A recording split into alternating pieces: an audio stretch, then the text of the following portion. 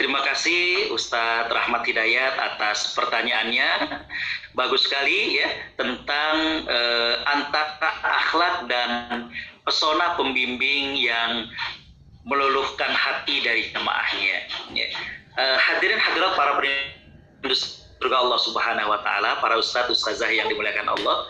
Di sini saya ingin katakan adalah bahwa ya, pada saat kita membimbing, tadi saya katakan ada kepribadian yang harus dimiliki, yaitu muraqabatullah. Ya.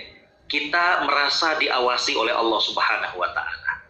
Di sini kita coba mengantarkan jamaah untuk mabrur, dan mohon maaf, hati-hati dengan yang namanya perasaan ini. Saya ada kajian tentang ranjau-ranjau pernikahan, ya. Dan di antara ranjau pernikahan itu adalah bagaimana adanya orang ketiga. Ya. Orang ketiga ini, para ustadz yang dimuliakan Allah, dia tidak mesti wanita lain, tapi bisa juga orang tua, bisa juga mertua. Ya. Jadi dalam hal ini kembali Ustadz Rahmat saya sampaikan adalah bahwa jaga hati kita, perasaan kita, jangan sampai kemudian ikut larut dengan tadi katakan cinta lokasi. Karena kenapa? Sedikit banyak jamaah merasakan ketika perhatian kita ini lebih, ketika perhatian kita ini tidak sewajarnya. Maka yang ingin saya sampaikan adalah bahwa kita tunjukkan akhlak Islami kepada semua jamaah dan tidak mengistimewakan satu di antara jemaah. Karena biasanya yang kemudian difahami memberikan harapan itu adalah ketika kita memiliki perhatian lebih dan istimewa kepada salah seorang daripada jemaah. Jadi itu mungkin ya yang saya jawab, Ustaz Rahmat. Apalagi kalau kemudian si pembimbing sudah memiliki istri di tanah air. Ingat ya bagaimana amanah ini.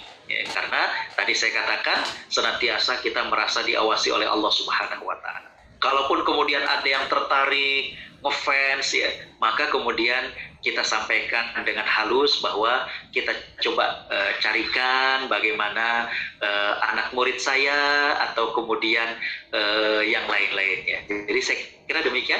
Ini Ustadz Rahmat, kita baru bicara sebagai pembimbing haji ya. Nggak kebayang bagaimana dakwah saya di 27 negara ya. Jadi jaga hati pasangan kita di tanah air agar kemudian kita juga sebagai pembimbing haji punya rumah tangga yang bisa dijadikan contoh untuk mereka. Saya kira itu. Jadi kembali, jangan berikan perhatian lebih dan istimewa kepada satu dari jemaah, karena itu akan membuka harapan dari diri dia. Yang kedua, tegaskan bahwa ini adalah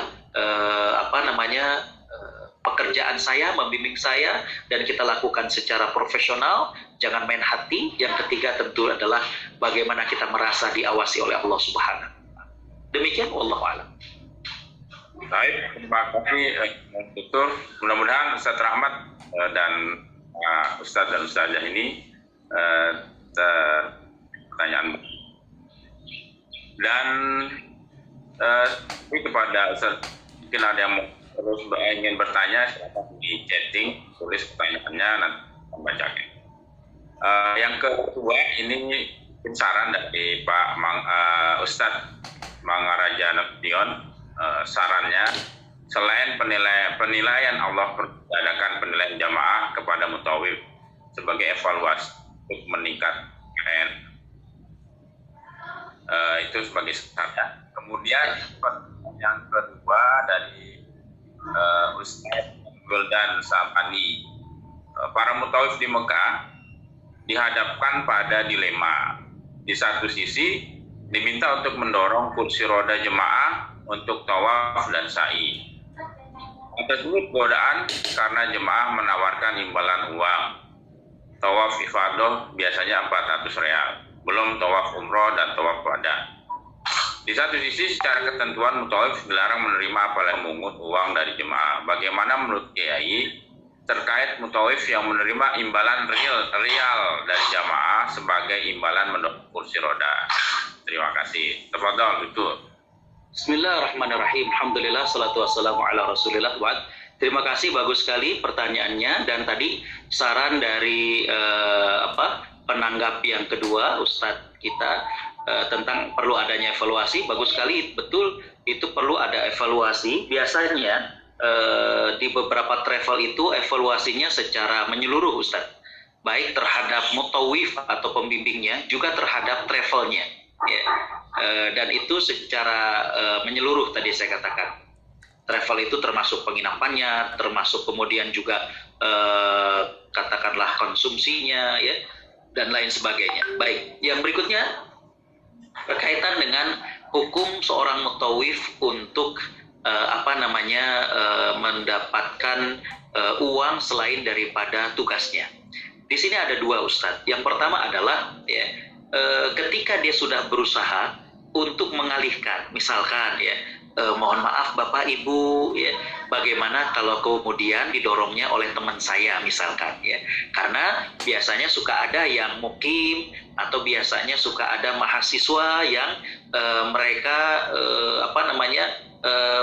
bisa diperbantukan untuk mendorong. Tapi kalau kemudian kondisinya tidak memungkinkan, artinya akan jadi masalah nantinya, maka di sini akadnya, Ustadz, adalah bukan akad di awal, tapi ya kita membantu kepada jemaah dan kita tidak memberikan tarif ya kepada mereka. Jadi misalnya, Ibu sebenarnya ini di luar daripada tugas kami, tapi saya sudah coba carikan, ternyata mahasiswa-mahasiswa banyak yang tidak bisa berangkat haji tahun ini, dan teman-teman yang mukim pun juga demikian, mereka sudah banyak yang pulang ke tanah air, ya. Baik, saya akan coba bantu Ibu untuk melaksanakan tawaf ifadah, yaitu saya dorong, ya. Ustadz berapa dong misalnya, ya, maka jangan ditentukan, ya, kita hanya mengatakan bahwa kalau biasanya itu sekitar sekian, tapi ya terserah Ibu dan Bapak mampunya bagaimana. Jadi saya kira demikian. Kalau memang kita yang pertama adalah berusaha untuk kemudian mencarikan yang mendorong, dan itu bukan kita. Tapi kalau kita sudah berusaha, kita cari dekat Hilton, kok nggak ada nih mahasiswa-mahasiswa, kita cari para mukim-mukimin, ya ternyata juga mereka sangat sedikit dengan kondisi sekarang ini misalkan, maka ya ini adalah bentuknya membantu kepada mereka, dan tidak ditentukan di awal tentang berapa biaya yang harus diberikan. Saya kira kalau memang demikian, itu masih diperbolehkan secara akadnya. Wallahu a'lam. Terima kasih Kiai Agus. Yang selanjutnya pertanyaan dari Ustadz Fahmi Rusdi. Pertanyaannya adalah, seringkali pembimbing dijadikan tempat segala sesuatu, dari pembimbingan umroh dan haji sampai ke teknis yang kadang pembimbing overload banyak sekali. Karena itu layanan jamaah sebaik-baiknya itu tetap aulawiyat. Kira-kira apakah bisa menolak layanan teknis tersebut, atau bagaimana pengalaman Kiai Dr. Agus sama ini? Tafadhol. Bismillahirrahmanirrahim. Alhamdulillah, salatu wassalamu ala rasulillah, wa ba'd. Terima kasih Ustadz Fahmi Rusdi. Para Ustadz Ustazah yang dimuliakan Allah Subhanahu wa Ta'ala, mohon maaf kalau Ustadz dan Ustazah selaku mutawif, atau mungkin ada di antara Ustadz dan Ustazah juga sebagai pengelola travel, ya, maka saya menyarankan ada satu manajemen yang sangat bagus, di mana para mutawif itu memang konsen tentang kemabruran ibadah jemaah. Ya. Jadi sekali lagi saya sampaikan bahwa para mutawif itu konsentrasi tugasnya kepada kemabruran ibadah dari jemaah. Jadi dengan demikian hal-hal teknis itu dikenakan kepada pembimbing ataupun mutawif. Ya. Kalaupun kemudian para mutawif ini membantu, maka tanggung jawab bukan ada di mutawif. Ya. Jadi mohon maaf, saya beberapa kali ngebimbing dan beberapa travel, banyak travel yang sangat bagus dengan menerapkan manajemen seperti ini. Jadi mereka istilahnya ada mutawif, dan kemudian mereka ada kalau di kita Allahumma sholli sallim alaihi, jadi kayak semacam bagian teknis.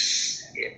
Nah, bagian teknis ini yang bertanggung jawab misalkan berkaitan dengan konsumsi, berkaitan dengan penginapan, dan lain sebagainya. Sehingga kemudian komplain yang berkaitan dengan teknis yang bukan bagian dari ibadah itu kepada pihak manajemen.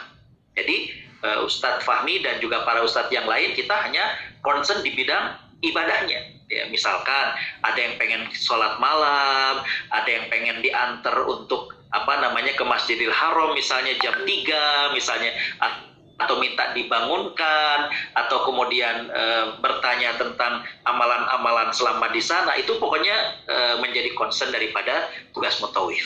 Ya.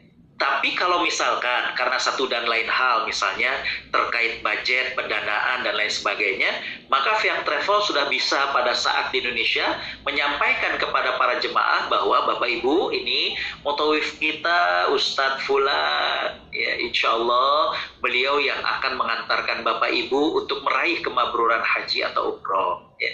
Hal-hal yang berkaitan dengan catatan pelaksanaan haji, pelaksanaan umroh bisa disampaikan kepada ustadz yang bersangkutan, tapi ya gitu ya.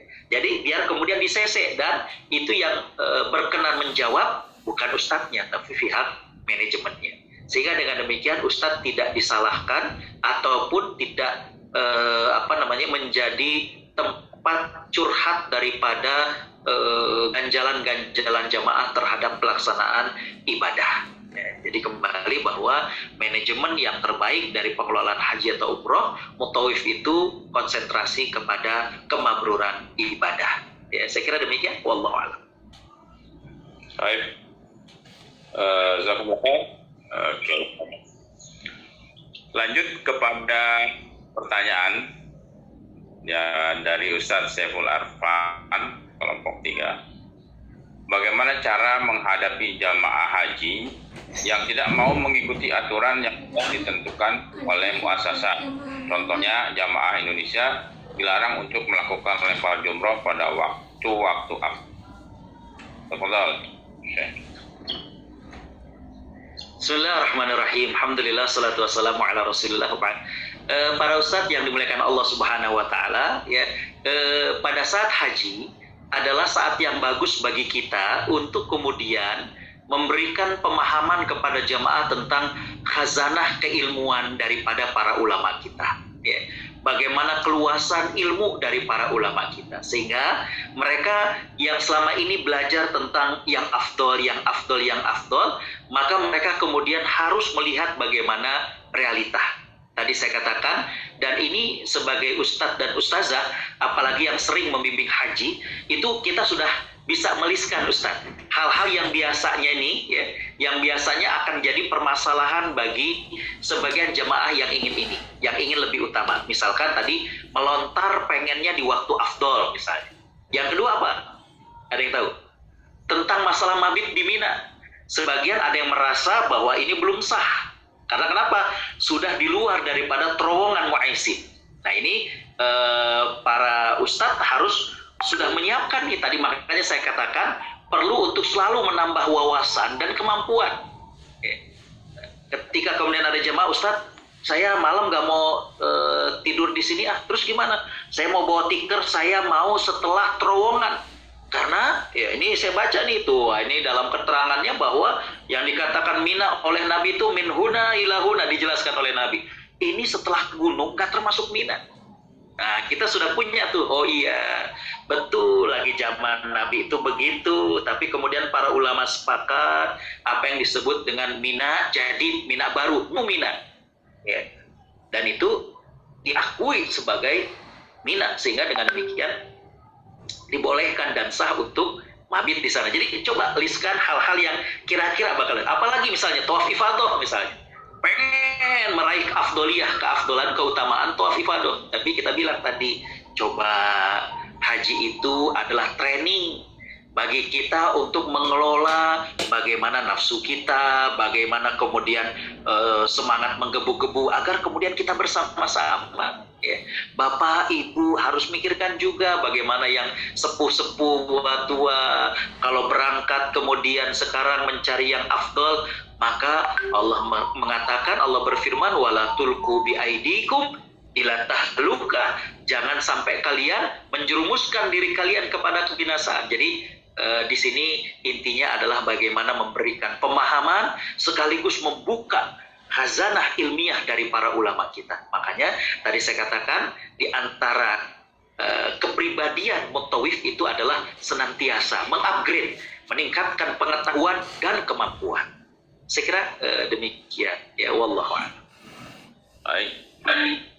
Mudah-mudahan tadi terjawab ya, Saiful dan juga para ustadz saja yang memang bagaimana seorang mutawif itu tadi bisa mengupgrade diri dan mengupgrade secara ilmu, sehingga ketika di lapangan ada hal-hal yang mungkin para jamaah belum sampai informasinya, kita bisa melakukan dengan clear dan bisa mengangkat mereka sehingga mereka pun akhirnya puas dan yakin dengan apa yang kita berikan.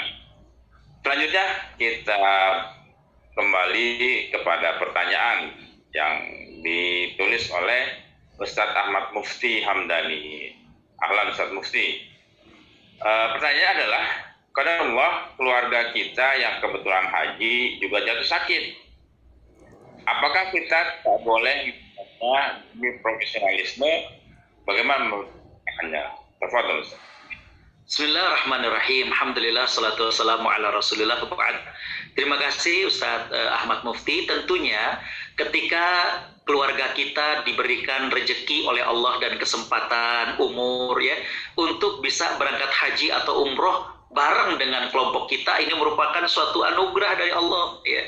Alhamdulillah, tsumma alhamdulillah. Cuma yang tadi saya maksudkan adalah jangan sampai kemudian kita menghabiskan banyak waktu dan melalaikan daripada hak jamaah yang lain.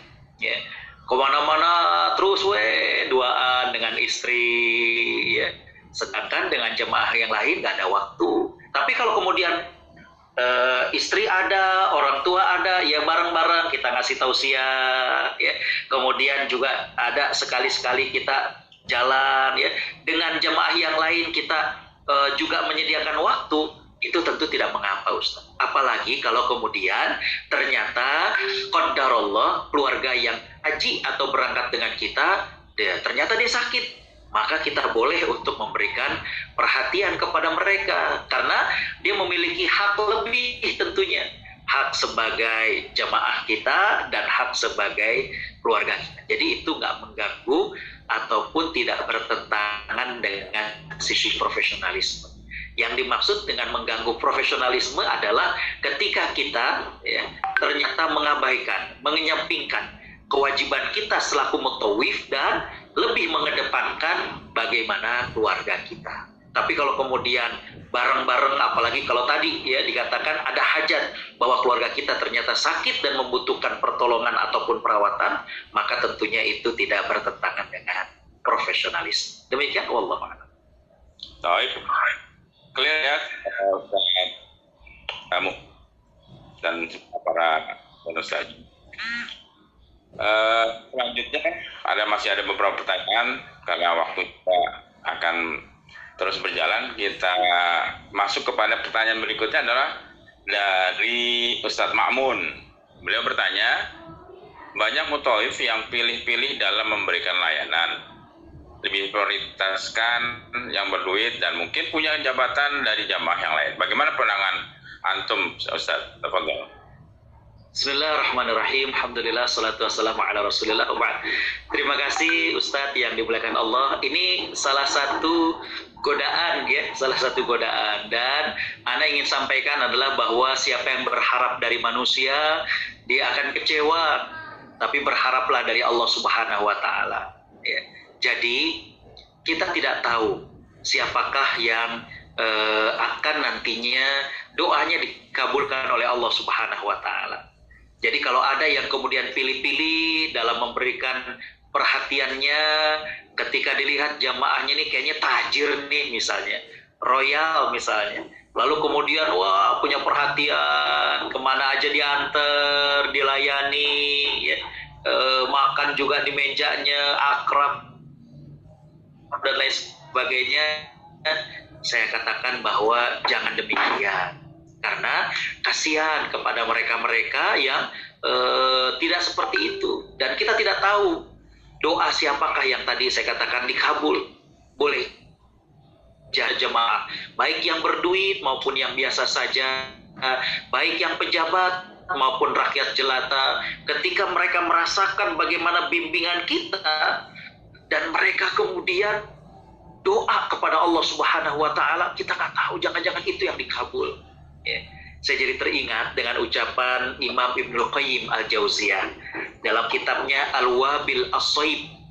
Beliau mengatakan, boleh jadi saat engkau tertidur lelap di malam hari, pintu-pintu langit tengah diketuk dengan puluhan doa kebaikan untukmu dari orang yang kau tersenyum ketika berjumpa dengannya, dari orang yang lapar kau angkat rasa laparnya, dari orang yang kesusahan kau bantu kesusahannya. Jangan pernah kau menganggap remeh sebuah amal. Subhanallah. Ya. Jadi kembali bahwa Ustadz jangan kemudian kita pilih-pilih seperti itu, karena nantinya kita kecewa. Kita berharap, oh ini kayaknya ditajir nih, ya. Mungkin saja ada tips lebih, oh ternyata enggak, aduh jangan, ya. Ternyata enggak malah, ya. Atau misalnya pejabat nanti kira-kira di Indonesia bisa diprospek, misalnya Allah Subhanahu wa Ta'ala kalau berharap dari manusia itu sering kecewa, ya. Saya kira demikian, wallahu a'lam. Baik, semakin panas saja ya pertanyaan ini. Kita masuk kepada pertanyaan dari Dr. Ahmadi Rojali, kelompok 2. Oke, pertanyaannya adalah, agar tidak jidal bagaimana pembimbing menengahi pada dalam fikih? Karena dengan fikih cenderung tidak selesai. Apakah bisa selesai dengan tasawuf? Tafadhol ya Syekh. Bismillahirrahmanirrahim. Alhamdulillah, salatu wassalamu ala Rasulullah. Terima kasih Dr. Ahmadi. Betul sekali lagi bahwa tujuan kita berangkat haji itu bukanlah untuk kemudian ya, mengedepankan ego dan juga kehebatan masing-masing. Bagaimana dengan perjalanan ibadah haji kita ini menempa tazkiyatun nafs, ya, bagaimana membuat sofa al-qalbi, ya, bagaimana menjernihkan kembali batin kita, ingat kembali kepada tugas kita selaku hambanya. Ya. Jadi kalau kemudian pendekatan fikih nggak kena, ya tadi betul bagaimana kemudian pendekatan diri di hadapan Allah Subhanahu wa Ta'ala. Ya. Kalau pendekatan fikih ternyata jadi malah kemudian saling fanatis dan kemudian masing-masing merasa benar, ya, maka bisa dengan tadi pendekatan secara tazkiyatun nafs, pensucian jiwa.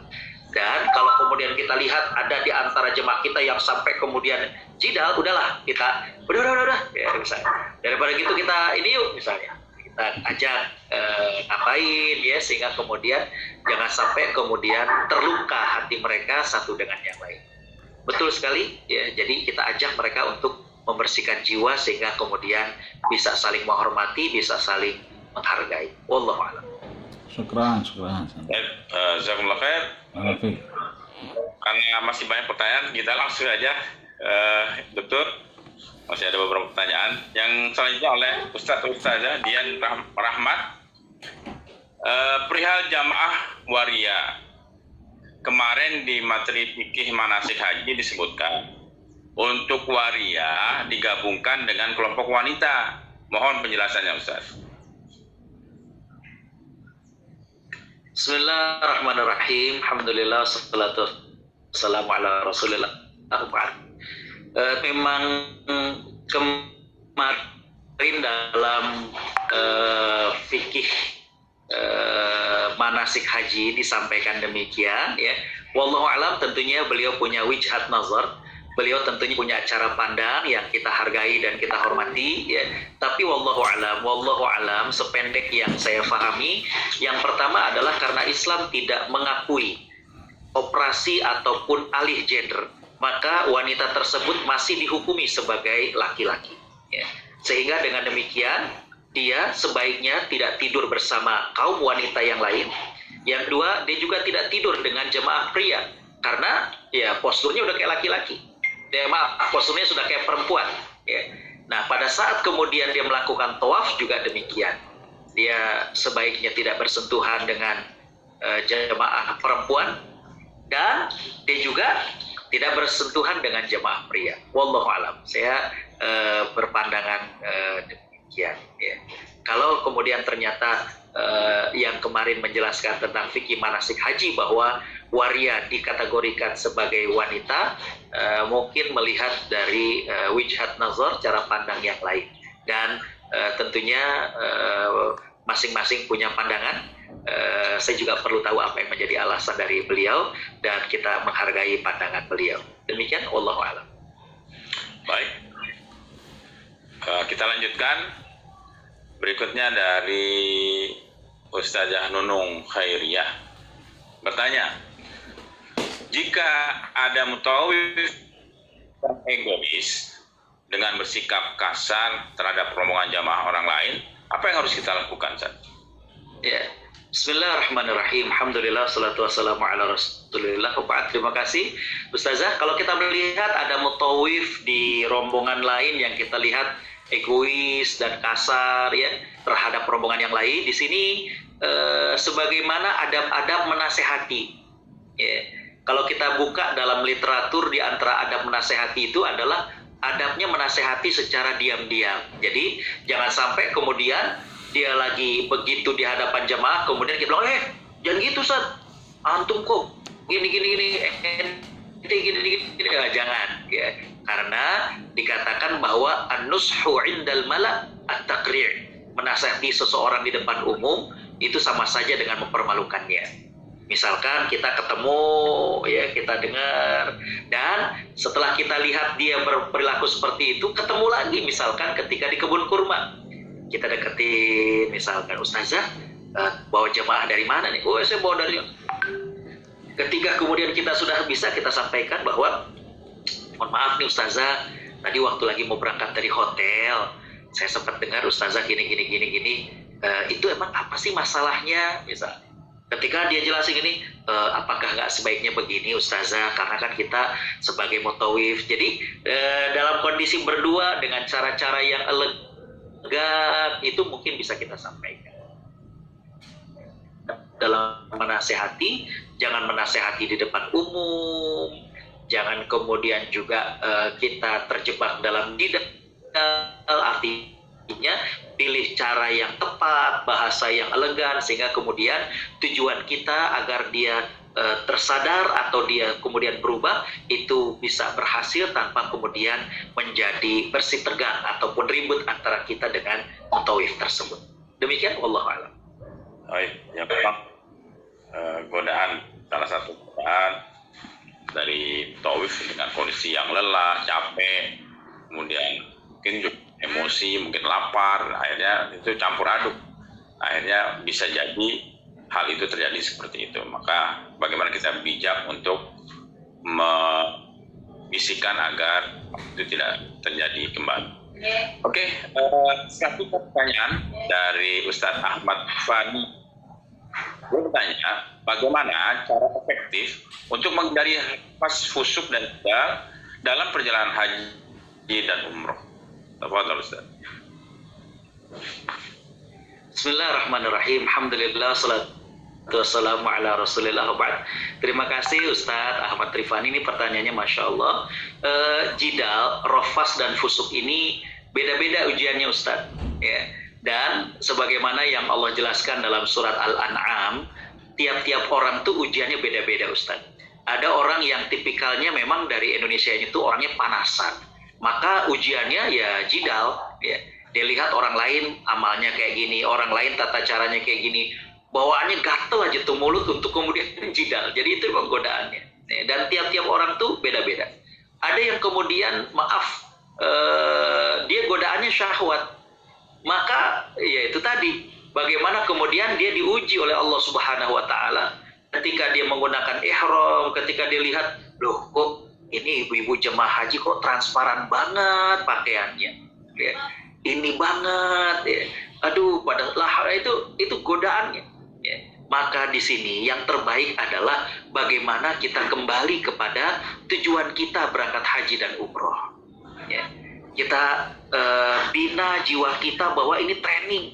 Nah, kita minta kepada para jamaah untuk mengenali dirinya masing-masing. Artinya mengenali adalah kita tuh diuji beda-beda.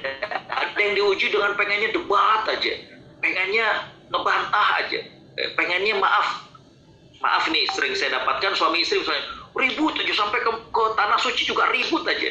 Ya, ini berarti efektifnya adalah bagaimana mengunci. Cara paling efektif itu adalah mulut kita ini diam. Nah, kalau rofas ini berarti khayalan-khayalan yang tidak bagus, ya, khayalan-khayalan porno dari kita itu harus kita hilangkan. Caranya gimana? Sibukkan diri dengan ibadah, baca Quran. Ya. Kalau misalkan di Masjidil Haram, aduh kita baca Quran pegel, kita lihat orang Arab kuat-kuat baca Qurannya. Kita ngapain kayak kita lihat-lihat, oh ternyata bangunannya begini. Maaf Pak Ustadz, ada materi sejarah Masjidil Haram nggak ya? Kalau memang nggak ada, coba para Ustadz kuasai. Ya. Karena Masjidil Haram itu, mohon maaf, dari marmernya saja sudah berbeda antara satu renovasi ke renovasi yang berikutnya. Ya. Ini bisa jadi hal yang menarik. Coba Bapak Ibu tahu nggak lantai berapa yang marmernya putih semua misalnya? Oh, lantai berapa Pak Ustadz? Nah, itu lantai sekian. Itu ternyata proyeknya siapa? Tahu nggak kenapa yang dekat Ka'bah tuh tiang-tiangnya dan marmernya itu agak-agak coklat? Tahu nggak itu dibangun oleh siapa? Gitu coba. Jadi kalau misalkan capek ngaji apa gitu ya, coba dengan hal-hal yang bermanfaat yang lainnya tentang sejarah Masjidil Haram. Begitu juga dengan sejarah Masjid Nabawi. Coba Bapak Ibu lihat background saya, itu ada kubah hijau dan kemudian kubah silver. Ya, ini saya nggak tahu ada hadiah door prize-nya atau tidak. Saya mau tanya, kenapa untuk makam Nabi di atasnya kubah hijau dan kemudian yang itunya kubah silver? Coba kalau kita belum tahu, iya ya, kenapa ya kok kubahnya hijau dan kenapa menggunakan kubah? Ya. Oh, ternyata ini ada pengaruh-pengaruh dari Khilafah Utsmaniyah di Turki waktu itu, ya kan? Ya, dan lain-lain lah. Saya nggak masuk ke dalam ranah sejarah. Tapi kalau Bapak, Ibu, para Ustadz Ustazah ingin memperdalam juga bagus. Untuk kemudian menambah tadi saya kata, ya, mengupgrade pengetahuan kita, kemampuan kita. Ya. Jadi kembali Ustadz Ahmad ya, untuk menghindari rofas dan jidal, yang pertama kita dan juga jamaah kenali diri kita. Kita itu titik lemahnya di mana? Orangnya suka debat, suka ngomong, suka berebut omong, atau yang bagaimana? Kalau yang seperti itu maka kunci mulut kita. Lagi haji, kunci.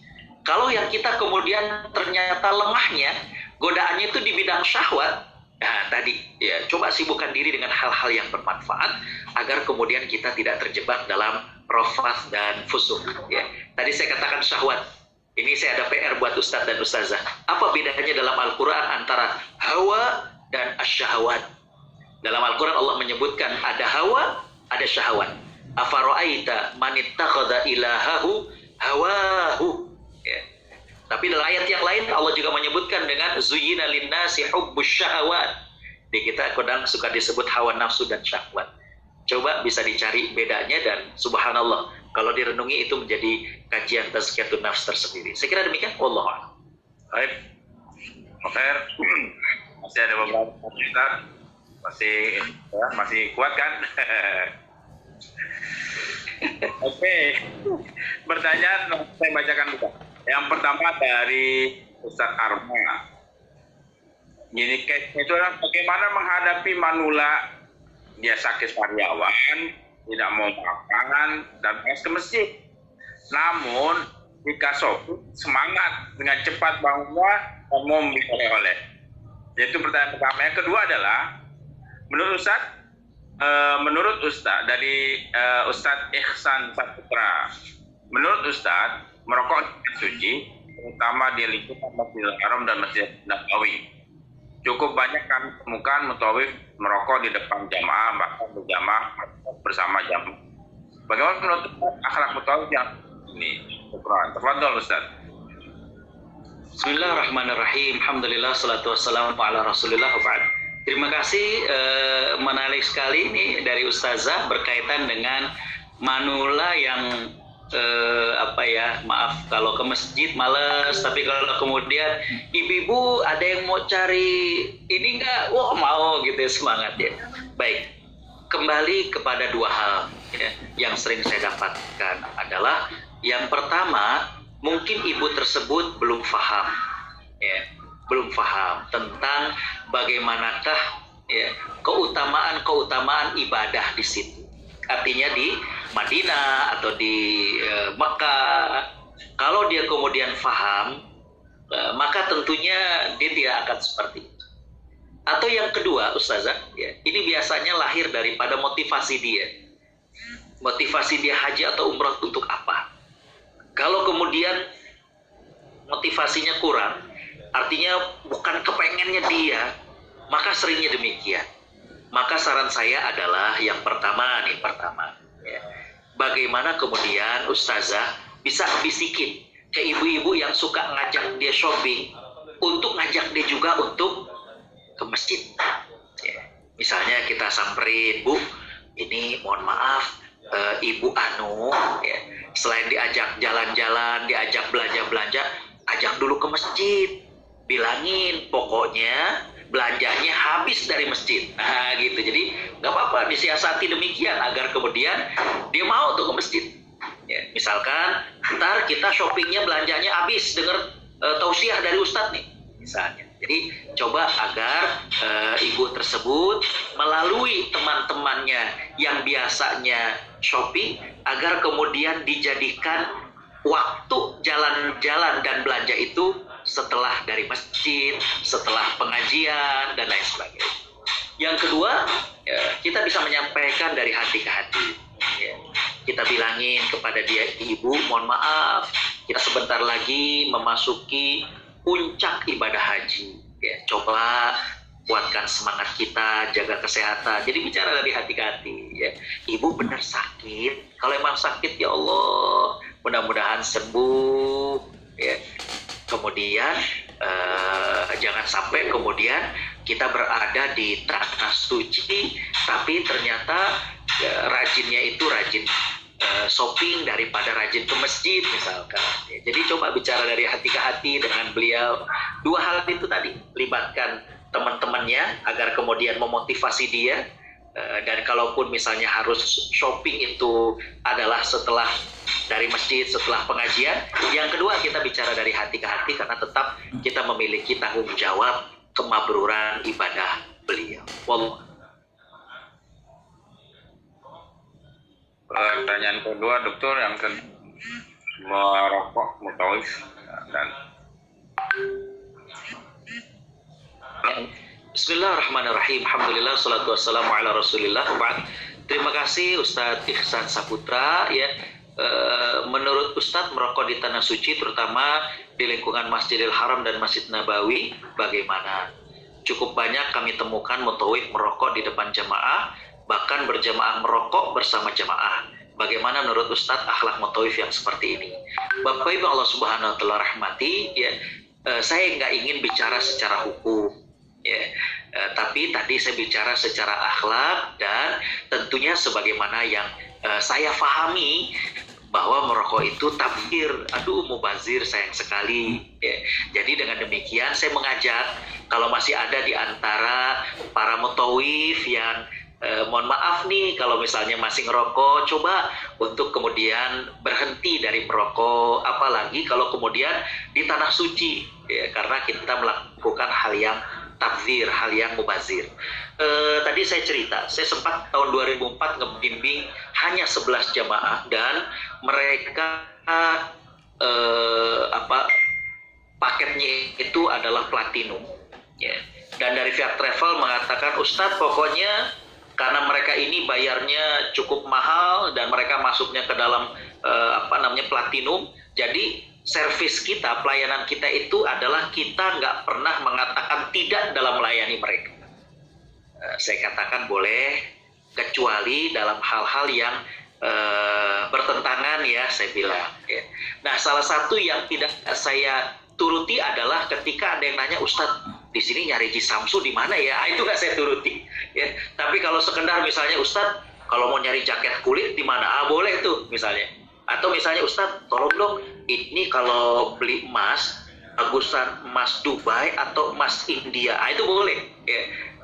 Itu saya kira masih dalam tataran yang oke lah misalnya. Tapi kalau udah nanya, Ustadz, ini beli Samsu di mana gitu ya. Nah itu walaupun saya tahu saya nggak karena agak bertentangan dengan hati saya. Tapi kalau misalnya waktu itu, Ustadz, waktu itu katanya bakso Sidul waktu itu masih ada tuh di atas Hilton ya. Sebelah mana ya? Nah itu boleh tuh. Ya, jadi hal-hal yang masih begitu. Dan itu saya sampaikan ke pihak travel, saya katakan bahwa mohon maaf, walaupun kebijakan travel itu adalah servis kepada jamaah yang platinum ini, kita tidak boleh mengatakan tidak, artinya harus diturutin. Tapi saya bilang mohon maaf, kalau saya diminta untuk nganter beli Ji Samsu, saya nggak mau, saya bilang gitu ya. Jadi buat para mutawif, mohon maaf kalau ada yang masih merokok, coba kesempatan waktu kita lagi haji, lagi umroh, kesempatan bagi kita untuk berhenti ya, dan itu menjadi sebuah training juga bagi kita ya. Jadi demikian mungkin saran dan saran dan harapan saya. Saya nggak bicara secara hukum, karena kalau secara hukum tentunya akan menjadi debatable ya.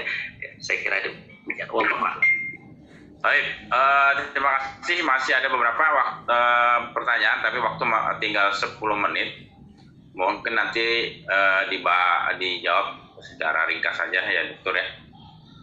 Yang pertama adalah dari Ustadz Yoyet Rifani. Berdasarkan pengalaman yang kami rasakan, para petugas TPHD lebih cenderung memikirkan dirinya sendiri ketimbang menjalankan tugasnya TPHD. Apakah ini termasuk dalam kategori akhlak terhadap pekerjaan yang kurang?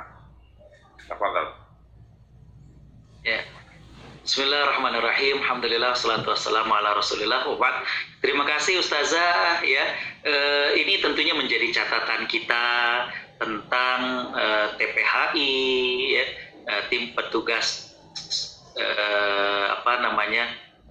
ibadah haji, TPIH dan lain sebagainya, yang banyak catatan gitu ya.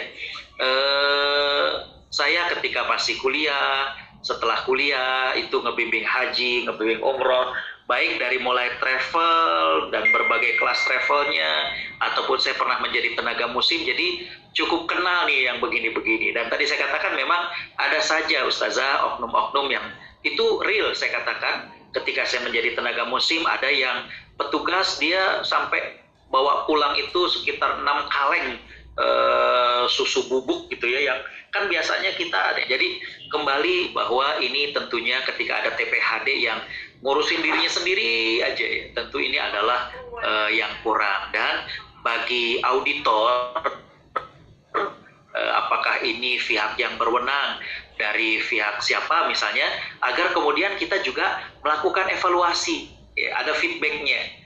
KBIH kita minta laporannya, kita minta catatannya. Oh ternyata Pak Ustadz, atau misalnya sampaikan ke TPHD kita ini kurang perhatian, dia nggak pernah kelihatan, nggak pernah menyapa, kita sempat ada masalah nggak direspon dan lain sebagainya. Itu bisa untuk diberikan masukan Ustazah, sehingga kemudian ada pertimbangan dan ada perbaikan ya. Jadi kalau ada yang demikian, tentu akhlak dia agak kurang ya, bahkan saya katakan akhlaknya kurang terhadap pekerjaannya ya. Demikian Ustazah, wallahu a'lam. Oke, jazakumullah khair. Selanjutnya adalah pertanyaan dari Ustazah Muniatul Fuadiyah atau Ustazah Mumu. Jika ada di dalam rombongan seorang lansia sudah pikun tanpa didampingi mahramnya dan sama mutawif, dan di dalam rombongan itu semuanya jadi terganggu karena sebentar-sebentar minta makan, lantas apa yang harus dilakukan karena terganggu dengan ucapan jamaah lansia tersebut? Mohon pencerahannya Ustaz. Bismillahirrahmanirrahim. Alhamdulillah, salatu wassalamu ala Rasulillah. Subhanallah, ini Ustazah pengalamannya ya.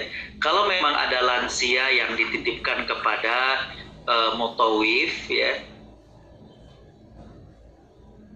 maka dalam hal ini katakan yang pertama adalah bagaimana dia merawat daripada lansia tersebut ya. Yang kedua, dia bisa mengkondisikan daripada jamaahnya secara umum agar jangan sampai kemudian jamaah merasa terganggu, jamaah kemudian merasa kurang nyaman ya. Jadi dua peran ini yang dilakukan oleh mutawif. Kepada jamaah yang lansia itu bagaimana dia bisa take care ya, memperhatikan dengan baik. Yang kedua kepada jamaah secara umum bagaimana mengkondisikan. Ya. Apakah misalkan ya untuk jamaah yang lansia ini kita lihat ada yang lebih telaten, ada ibu-ibu yang kayaknya lebih sabar. Ibu mohon maaf ya, nanti ketika saya lagi tausiah, ketika saya lagi acara secara bareng-bareng dengan jamaah, kalau ibu Anu ini pengen minta makan sering-sering ini karena pikun tadi kan, maka ibu yang tolong perhatiin ya gitu. Jadi si mutawif ini juga nggak terganggu dalam menjalankan tugas dia. Jadi selain dia memperhatikan yang lansia tadi, jangan sampai juga jemaah yang banyak itu jadi merasa terganggu dengan perhatian mutawif kepada si lansia tersebut. Jadi bisa dia minta tolong seseorang yang dilihat lebih sabar dan lain sebagainya. Ya. Intinya adalah bagaimana mutawif itu bisa mengkondisikan. Ya. Wallahu a'lam. Baik, Khair. Ini datang dari Ustaz Hasbiallah Hussein. Seringkali temukan kekurangan dan ketidaksesuaian fasilitas yang tidak sesuai dengan yang dijanjikan pihak travel. Dan jamaah sering komplain. Bagaimana sikap bijak dalam mengimbangi kasus ini? Terus terang dengan kekurangan dan atau menutupi kekurangan travel. Mohon pencerahannya, Syekh. Bismillahirrahmanirrahim. Alhamdulillah, salatu wassalamu ala rasulullah. Aduh, Masya Allah, ini guru saya, Ustaz Hasbiallah. Mohon maaf, Ustaz. Menarik sekali pertanyaannya berkaitan dengan kekurangan dan ketidaksesuaian fasilitas. Ya. Di sini, tadi Ustaz saya sampaikan bahwa manajemen travel yang baik itu adalah menempatkan mutawif sebagai pembimbing ibadah dan tidak masuk ke dalam hal teknis. Tapi kalaupun tadi saya katakan secara budgeting ternyata minim sehingga kemudian mutawif itu juga ikut bantu-bantu masalah teknis, maka segala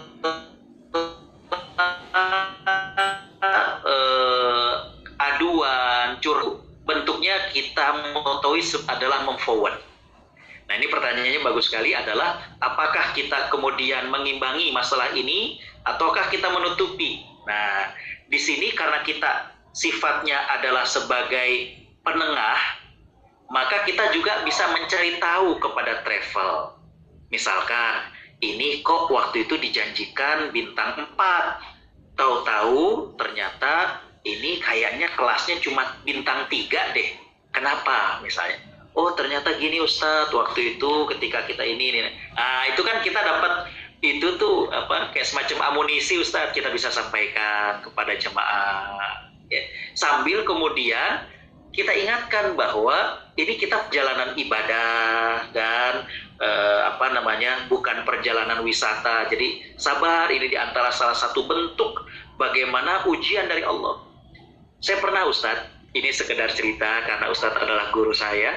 Waktu itu saya ngebimbing haji dan jemaah saya dari Australia. Jadi mereka itu dari Sydney, dari Melbourne, ya. Mereka udah nyampe duluan ke Madinah. Saya nggak bisa nemenin mereka di Madinah, tapi hari mereka akan ke Mekah, saya udah tiba duluan. Jadi dari Jeddah saya langsung ke Mekah. Kata yang punya travel, Ustadz mohon maaf, Ustadz langsung mintakan kunci di hotelnya, nggak saya sebutkan lah, tapi di gedung Grand Zamzam nggak saya sebutkan ya, tapi hotel di situ. Sekian jamaah dan sekian kamar Ustadz. Bapak Ibu Allah Subhanahu wa taala rahmati, Ustadz Hasbi. Jadi saya ke sana, saya check in, udah dikasih tuh ya, sekian kamar. Saya masih nunggu mereka tiba. Ini kan saya dengar ternyata ada maaf yang mukim dan kemudian melihat namanya bahwa ada jamaah di Brunei berani bayar lebih tinggi ya, karena mereka perlu banget kamar hotel dan pengennya hotel yang di depan daripada Ka'bah. Apa yang terjadi? Ya. Saya dipanggil, mudir katanya kan bahasa begitu. Yalah kata sini, panggil. Mana tadi kunci? Saya bilang buat apa? Enggak, kita ada ini, kita rubah. Enggak, saya bilang nggak mau. Tapi dia maksa. Gitu. Hati saya udah nggak enak. Ya. Akhirnya dia dicari-cari itu kamar. Terus, kamu tadi berapa kamar? Anggaplah 10, dikasih 10 kamar. Nah, yang tadi kunci di saya, ternyata diberikan ke orang ini. Hati itu udah nggak enak. Ya. Singkat cerita, tibalah jamaah Australia itu yang tadinya dari Madinah ke Mekah. Saya bilang sama yang travel, ini sekian kamar sudah dikasih. Apa yang terjadi Ustadz? Ketika kemudian jamaah masuk ke kamar, komplain. Ya. Yang mestinya triple, 3, ternyata cuma double. Ya. Ketika kemudian kita kumpulkan komplain mereka, saya ngadep lagi ke resepsionis, saya bilang, ini gimana? Kamar yang triple kok cuma double? Apa jawaban dia? Terus dipanggil pelayan. Coba catat kurangnya apa nih? Oh, kamar sekian mestinya triple jadi double. Berarti tambah 1 extra bed. Tambah 1 extra bed. Saya katakan bukan begitu, saya bilang. Karena ketika kamar itu ukurannya double, lalu ditambah extra bed untuk menjadi 3, kan tambah sempit Ustaz. Waduh, jemaah tuh gak nyaman Ustaz, mana dari Australia gitu ya. Nah, ini kan kejadiannya spek yang tidak sesuai ini karena via hotel. Ya. Dan ketika saya ngotot, ya, dengan maaf Ustaz, gaya Mesirnya, ya via hotel dengan sederhana bilang, ya kalau kamu nggak mau, ya udah saya kembalikan uangnya. Kamu cari kamar yang lain. Akan tentu sulit. Akhirnya saya mengatakan, ente ini taubat sama Allah. Saya jamaah ini datang dari Australia ke Mekah, pengen taubat depan Ka'bah. Ente bikin dosa depan Ka'bah, mau taubat kemana? Saya bilang, itu aja. That's it, saya bilang. Enough, saya bilang. Okay. Jadi Ustadz, kembali bahwa kalau memang kita tahu ada penjelasan kenapa speknya nggak sesuai, kita bantu untuk menyampaikan. Kalau ternyata ini dari kekeliruan travel, maka bentuk kita adalah menasehati kepada pihak travel tersebut agar kemudian terjadi perbaikan. Saya kira itu Ustaz. Mohon maaf ini Masya Allah banyak guru-guru saya di sini. Ya. Demikian wallahu a'lam. Baik, semakin menarik tentunya, tapi waktu kita sudah jam 15.00. Waktu yang diberikan panitia cuma dari jam 1 sampai jam 3, maka mohon maaf bagi Ustadz dan Ustazah yang telah memberikan pertanyaan. Tadi masih ada beberapa pertanyaan, tapi ya karena sudah waktunya, saya mohon maaf, kita tutup, kita akhiri, dan tentunya jazakumullah khair kepada Dr. Agus Setiawan yang sudah menjelaskan dengan gamblang dan clear agar kita para ustadz dan ustadz mutawif mempunyai bekal dan mempunyai wacana dan juga ilmu tentunya yang diberikan oleh Dr. Agus, dan tentunya para masyayikh yang dari juga ahlan wa sahlan, dan marilah kita tutup dengan istighfar, astagfirullahaladzim, dengan dan Allahumma bihamdika asyhadu an la ilaha illa anta astaghfiruka wa atubu ilaik. Dan kita tutup dan sekali serahkan kepada moderator pihak Win. Saya serahkan, balikan kepada MC. Baik, terima kasih Ustadz. Alhamdulillah kita sudah selesai di sesi ini, dan terima kasih banyak atas paparannya. Untuk selanjutnya kita rehat dan nanti kita akan kumpul kembali jam 16.00. Demikian, terima kasih. Baik, untuk nanti mohon maaf Ustaz Kiai Agus, kalau tadi peserta itu bertanya, nah karena peserta itu untuk melihat seberapa besar penangkapan terhadap materi, kiranya Pak Kiai memberikan 1 atau 2 pertanyaan yang kemudian nanti akan dijawab oleh peserta. Nanti disetornya ke kami. Baik, insya Allah. Insya Allah nanti akan saya setorkan ke panitia. Oh, siap. Baik kalau begitu. Baik, kalau gitu kita tutup, nanti akan dikirim di grup masing-masing. Terima kasih. Assalamualaikum warahmatullahi wabarakatuh. Waalaikumsalam warahmatullahi wabarakatuh.